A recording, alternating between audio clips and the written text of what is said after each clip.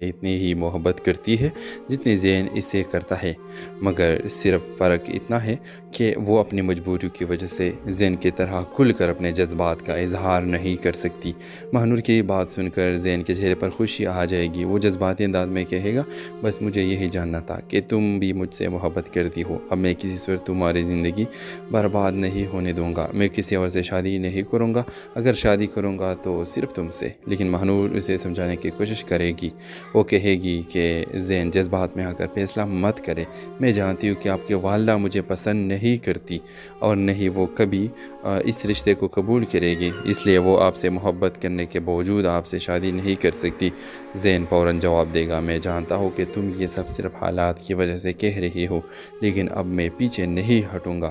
میں اپنی والدہ کو ساتھ لے کر تمہارے گھر آؤں گا اور وہ خود تمہارے والدہ سے ہمارے رشتے کی بات کرے گی۔ دوسری جانب زین اپنی بیوی ہونے والی شادی سے صاف انکار کر دے گا اور وہ اپنی والدہ کو واضح الفاظ میں بتا دے گا کہ وہ صرف مہنور سے شادی کرنا چاہتا ہے۔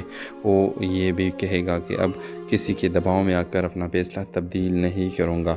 جب مریم کو یہ خبر ملے گی کہ زین نے اس رشتے سے انکار کر دیا ہے تو وہ اندر سے بری طرح ٹوٹ جائے گی۔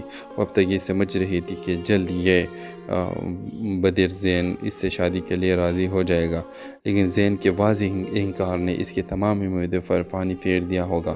مریم کے لیے یہ لمحہ بہت تکلیف دہ ہوگا۔ وہ بہت روتی ہوئی بہت زیادہ غم سے نڈال ہوگی کہ آخرکار میری زندگی میں یہ غم کیوں آیا، کیوں اس نے مجھے چھوڑ دیا، کیوں شادی کے عین وقت اس نے انکار کر دیا۔ اس کی تمام امیدوں پر پانی پھیر دیا ہوگا۔ مریم کے لیے یہ لمحہ بہت تکلیف دہ ہوگا، کیونکہ پہلی بار اسے احساس ہوگا کہ زین کے دل میں اس کے لیے کوئی جگہ نہیں اور اس کی محبت صرف مہنور کے لیے ہے۔ مہنور بھی بہت زیادہ خوش ہو جائے گی کہ زین بھی مجھ سے بہت محبت کرتا ہے، اور زین بھی بہت خوش ہوگا کہ مہنور مجھے چاہتی ہے۔ اور اب نیکسٹ ایپیسوڈ میں آپ کو دیکھنے کے ملے کہ ان کے دونوں کی شادی ہو جائے گی۔